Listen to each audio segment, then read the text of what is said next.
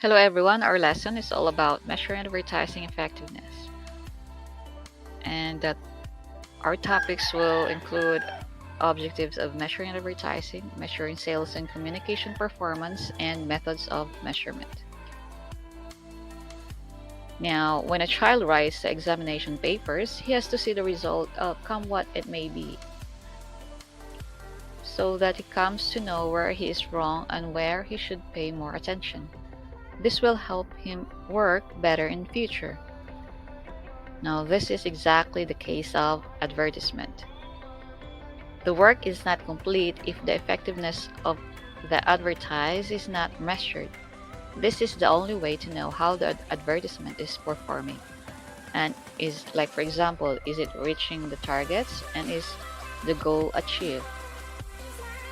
It is not at all possible to measure advertisement effectiveness accurately, as there are many factors like making a brand and image, increasing the sales, keeping people informed about the product, introducing new product, and which affect the effectiveness of advertisement.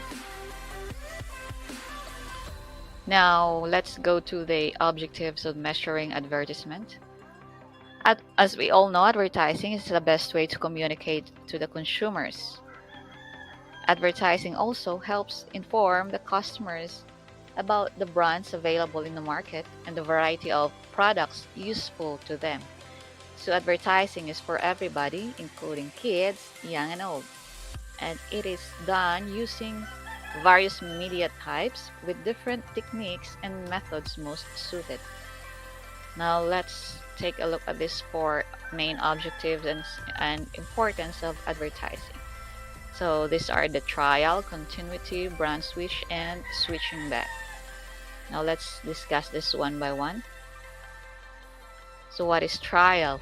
Trial is wherein the companies which are in the introduction stage generally work for this objective. The trial objective is the one which involves convincing the customers to buy the new product that are introduced in the market. Here, the advertisers use flashy and attractive ads to make customers take a look on the products and purchase for trials. So, kung if you are new to the market, so you have to make your advertisement more very attractive so that you will have to have more customers. So the next one is now let's go to continuity. This objective is concerned about keeping the existing customers to stick on the product. The advertisers here generally keep on bringing something new in the product and the advertisement so that the existing customers keep buying their products. So just like the iPhone, so I think every year they release a new model so that the customers also will keep on upgrading. So there's a continuity in buying their products. The third one is brand switch. This objective is basically for those companies who want to attract the customers of the competitors. So here, the advertisers try to convince the customers to switch from existing brand they are using to their product. So for example, if you are advertising a real estate property, so if you saw the advertisement of your competitor is not so attractive or their property is not so good, so you will find ways to attract their customers to transfer or to switch to your property. So that and this way you have to create a very attractive advertisement this that would outstand or that would excel from your competitor. So the next one is switching. So the next one is switching back. This objective is for the companies who want their previous customers back, who have switched to their competitors. And the advertisers use different ways to attract the customers back, like discount sale, new advertise, some reworking down and packaging, and others. So basically, advertising is a very artistic way of communicating with a customers. So the main characteristics one should have to get on their objectives are great communication skills and very good convincing power. So as you have noticed, most businesses or establishments would have a discount sale so that their previous customers would uh, go back to buy their products. So it's a artistic way to get more or to get back their previous customers. Now you have to remember also that in creating advertisement, you have to make your illustration or your visual effects more attractive. So because people are wired to value images, and the power of image lies in the fundamentals of human nature. So what we are wired to notice, remember, learn from, and respond emotionally to visuals. So diba, as you have noticed, it's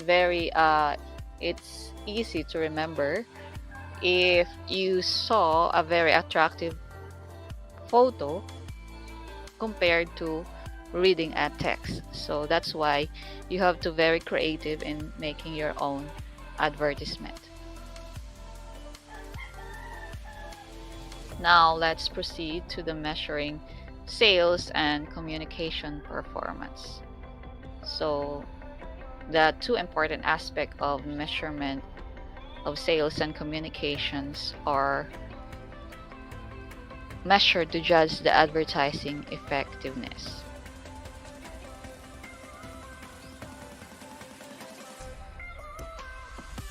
Now, what is sales measurement? So where advertising is the predominant contributor to sales, the sales response is immediate, and when internal and external factors affecting sales are held constant or are ineffective. Measuring effectiveness in terms of sales only is not very logical or scientific, as advertising is not the only contributory factor to sales.